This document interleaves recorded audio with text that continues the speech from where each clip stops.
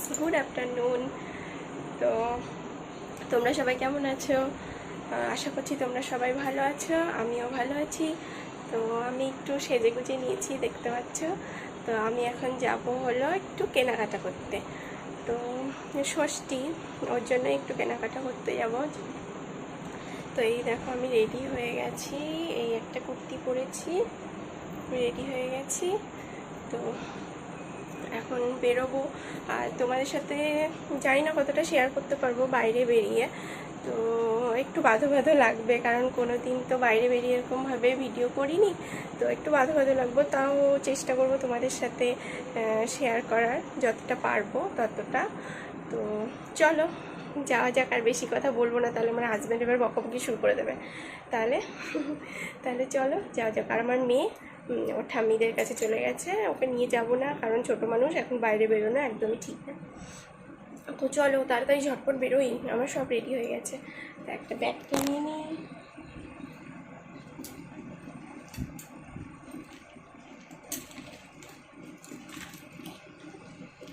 নিয়েছি ব্যাগ। আর যেটা অবশ্যই প্রয়োজনীয়, মাস্কটা কোথায় রেখেছি, এই যে মাস্কটা পরে নিই।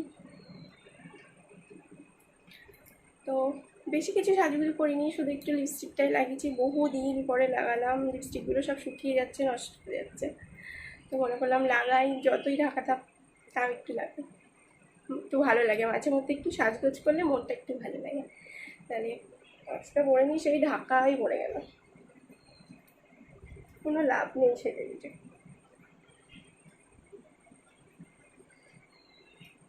তো আমি রেডি যাওয়ার জন্য। দেখো সাদা মাস্ক পরছি বলে আলোটা হচ্ছে কেমন কালো কালো লাগছে দেখতে, কেমন হয়ে গেছে।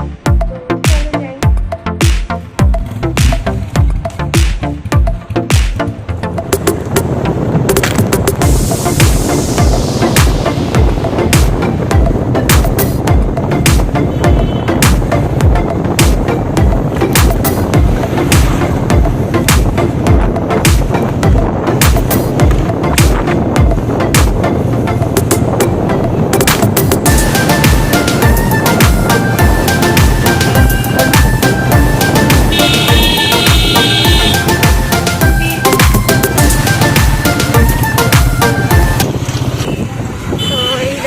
চলে এসেছি স্টেশনের কাছে। তো সৌভাগ্যক্রমে গেটটা খোলা, আর যদিও এখন ট্রেন সেভাবে চলছে না, শুধু স্পেশাল ট্রেনগুলোই চলছে, যার জন্য গেটটা খোলাই আছে। বেশিরভাগ টাইম গেটটা বন্ধই পায় অন্য সময় আসলে। তো এই দেখো স্টেশন, কৃষ্ণনগর স্টেশন। এই দেখো এটা হলো আমাদের পৌরসভা খনিজ পার্ক। পার্কটা যদিও এখন বন্ধ, যেহেতু লকডাউন চলছে, পার্কটা বন্ধ।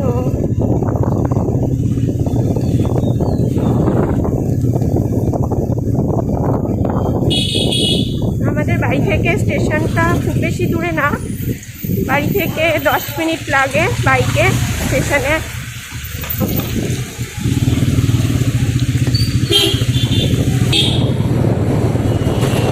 আগে কোথায় যাবা? তুমি মার্কেটে যাবো আগে? কোথা থেকে কিনবো সেটাই তো এখনো জানি না।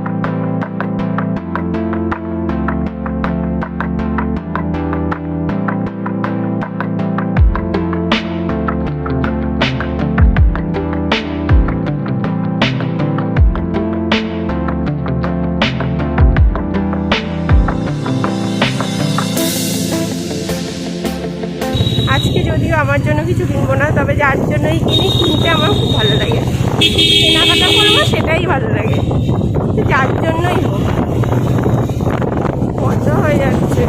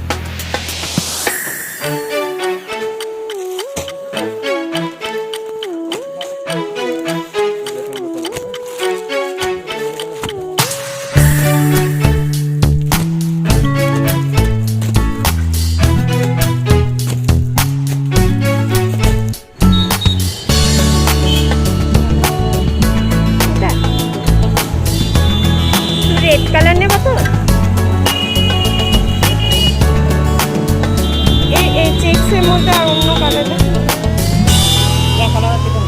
অন্য এই যে ব্ল্যাক ব্ল্যাক আছে।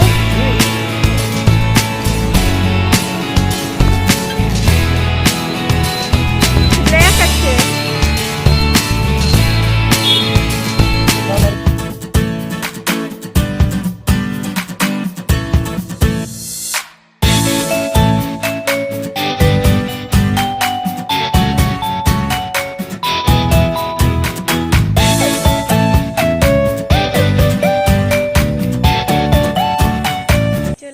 বাড়ি আর এই যে খুব বেশি কেনাকাটা না। আর দেখো আমার চুলগুলোর কি অবস্থা, চুলগুলো খুব বাজে পরিস্থিতি, খুব জোরে বাইক চালিয়েছিল, এসে দোকান খুলবে তার জন্য। তো ফ্রেশ হয়ে তারপরে তোমাদের সাথে কথা বলছি। খাওয়া হয়নি, খেয়ে ফ্রেশ হয়ে তারপরে তোমাদের সাথে কথা বলছি। তাহলে আবার পরে দেখা হচ্ছে।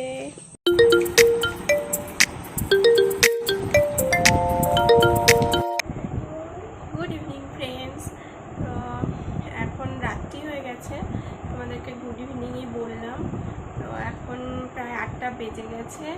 তো আমি তখন এসে ড্রেস চেঞ্জ করে তারপরে খাওয়া দাওয়া করে আর ভালো লাগলো না। তারপরে আমার মেয়েও একটুখানি বায়না টায়না করছিল, তার জন্য আর ভালো লাগলো না। তারপরে একটুখানি রেস্ট নিলাম, মেয়েকে নিয়ে একটুখানি খেলা টেলা করলাম, একটু রেস্ট নিলাম। তো তখন আর তোমাদেরকে দেখানো হয়নি। আর দেখিয়ে দিয়েছি আমি আসার সময় কি খাবার নিয়ে এসেছি। আজকে আসার সময় বাড়ি আসার সময় তোমার মেয়ে বলেছিল যে এগরোল খাবে, তার জন্য এগরোল নিয়ে এসেছি। আর আমার হাজব্যান্ডের জন্য ওই চিকেন কিমা না কি বলেছে আমি জানি না, ওরা চিকেন কিমাই বোধ হয়, চিকেন কিমা। আর আমার জন্য ললিপপ, চিকেন ললিপপ। তো এই নিয়ে এসেছিলাম আসার সময়, তোমাদেরকে দেখিয়েছি। তো আমাদের খাওয়া দাওয়া হয়ে গেছে সেগুলো। তারপরে এখন তোমাদেরকে ভাবলাম যে আমি যে কি কেনাকাটা করেছি সেটা তো কিছুই তো তোমাদের সাথে শেয়ার করিনি, তোমাদেরকে দেখাইনি কিছুই। তো ভাবলাম যে তোমাদেরকে দেখিয়েও দিই, আর ভিডিওটা তো এডিট করতে হবে। তো চলো দেখে নিই আমি আজকে কী নিয়ে এসেছি। বেশি কিচ্ছু আনিনি, অল্প কিছুই এনেছি। ওই দেখো আমার মেয়ে এসে গেছে উঁকি মারতে, পাগড়ির মতন আছে। ওর মাও পাগড়ির মতো থাকে, আমার তার ছাতও পাগড়ির মতনই থাকবে। মা আচ্ছা দুজনেই পাগড়ি। কি জোরে আসছে। তো দেখি কি নিয়ে এসছি, দেখো কি বেরোয় আগে। বাবা এটা না নড়ছে, ওটা নড়বে, সরে আসো। তো ফার্স্টে এই শাড়িটা বেরোলো, এটা একটা ছাপা শাড়ি। এই একটা মিষ্টি খুলে দেখা,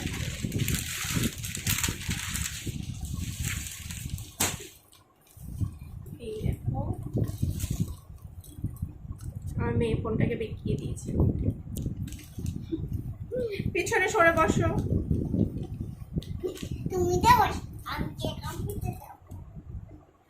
তো এই দেখো এই শাড়িটা নিয়ে এসেছি, এটা একটা ছাপ্পার শাড়ি।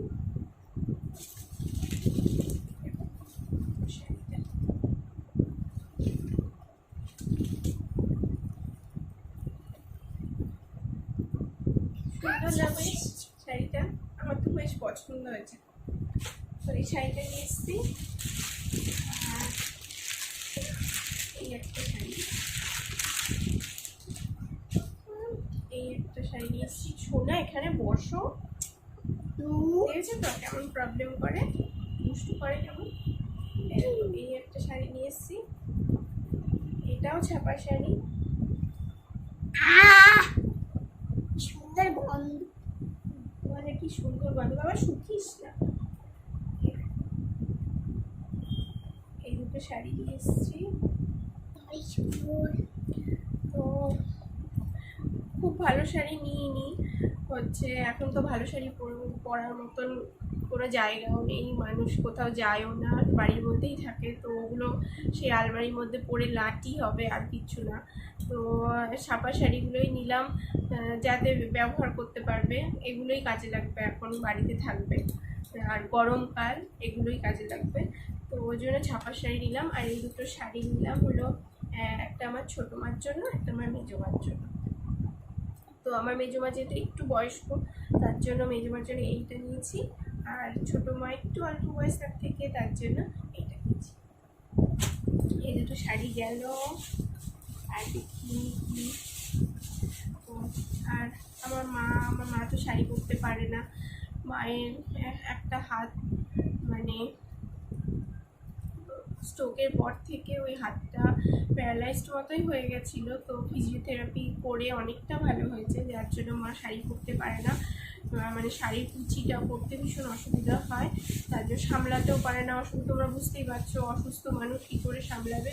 তো যার জন্য মাকে বলেছি তুমি নাইটি পরবা, নাইটিতে কমফোর্টেবল নাইটি পরবা। তো মা বাড়িতে নাইটি পরেই থাকে। তো মায়ের জন্য বললাম যে একটা চুড়িদার নিয়ে আসি, কারণ আমরা যখন মুম্বাই ট্রিটমেন্টের জন্য যাই মার চেক আপের জন্য, তখন চুড়িদারের দরকার হয়। তো কয়েকটা চুড়িদার আছে, চুড়িদার তো বাইরে তো এখন কোথাও যায় না, বাড়িতেই থাকে, যার জন্য চুড়িদার তেমন দরকার হয় না, নাইটিটাই দরকার হয়, তার জন্য নাইটিই নিয়ে এসেছি।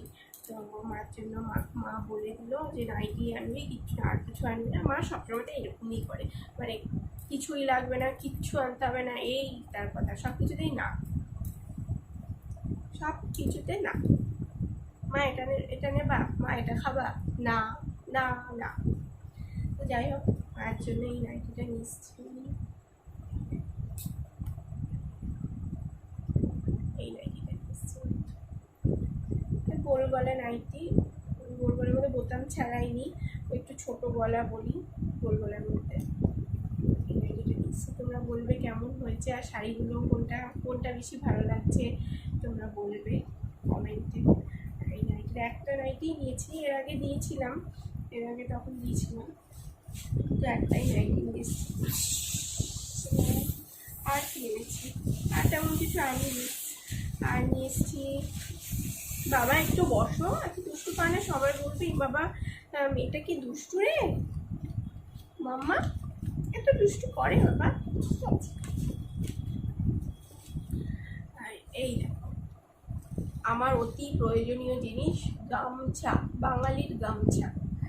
তো আমি তো অত মডার্ন নই, তার থেকে বড় কথা আমি কমফোর্টেবল নই, মানে টাওয়ালটা আমার কেমন একটা ভালো লাগে না। টাওয়ালটা একটু মোটাও, একটু ভিজে গেলে শুকোতেও দেরি হয়।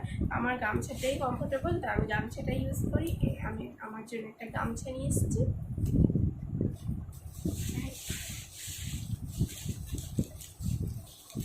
একটা মাস্ক কিনছি আমার হাজবেন্ডের জন্য, মিলিটারি মাস্ক, মিলিটারি, এটা পরলে ফোর্স হয়ে যাবে,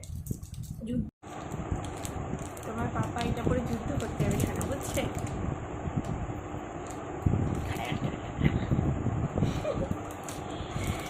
এই যে মাছটা এনেছি,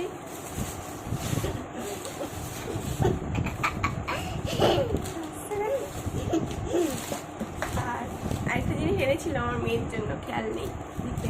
এই যে এই মাজাটা নিয়েছিল, আর কিছু আনিনি,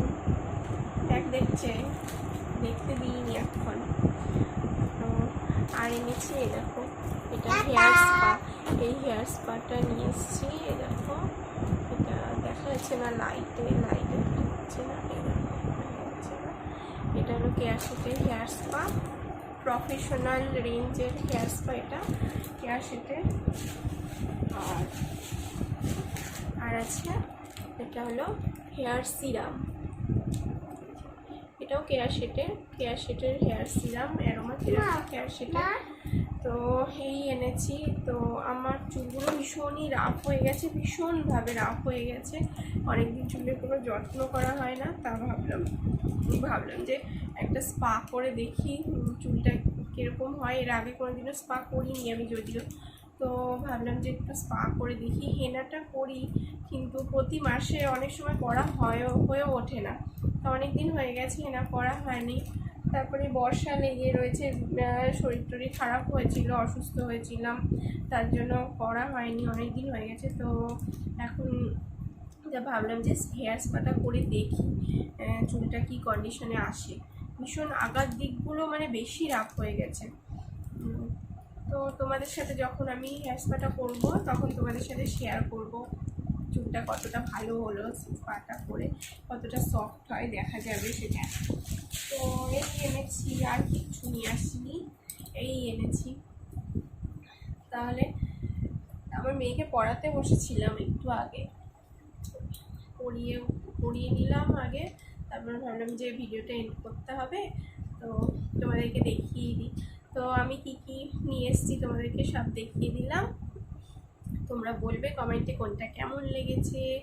আর আমার বাবার জন্য বলেছিলাম, কিন্তু আমার বাবার কোনো জিনিস চয়েস করা ভীষণ মুশকিল হয় আমার, মানে চয়েস করে নিয়ে যাবো, হয়তো চয়েসে হচ্ছে না, বা কোনো একটা প্রবলেম ঠিকই মানে কোনোবার আমি কিছু নিয়ে শান্তি পাই না। কি বলে এখনই খেতে হবে?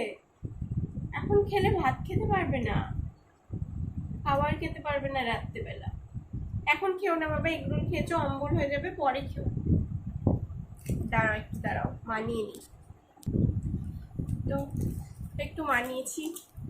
আর কি বলতো, মানে ও সন্ধেবেলাতে মানে এগরোলটা খেলো তো, যার জন্য ওকে আর এখন এটা দেওয়া যাবে না, দিলে এটা অম্বল হয়ে যাবে, যার জন্য এটা তখন পেটে ব্যথা করবে, ওর জন্য এখন দেবো না, পরে পরে ও খাবে।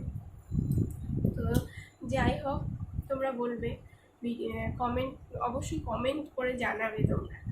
তো আমার তো খুব আনন্দ হচ্ছে, আর আমার মেয়েরও খুব মজা হচ্ছে। ও তো আজকে থেকেই খুব পাগল করে দিচ্ছিল, দিদুন বাড়ি যাবো, দিদুন বাড়ি যাবো। অনেক দিনও যায় না দিদুনের কাছে, দিদুনকে দেখবে, ওর নাকি মনে কষ্ট হচ্ছে, বিভিন্ন রকম কথা বলছে। মামাম তোমার কি হচ্ছে?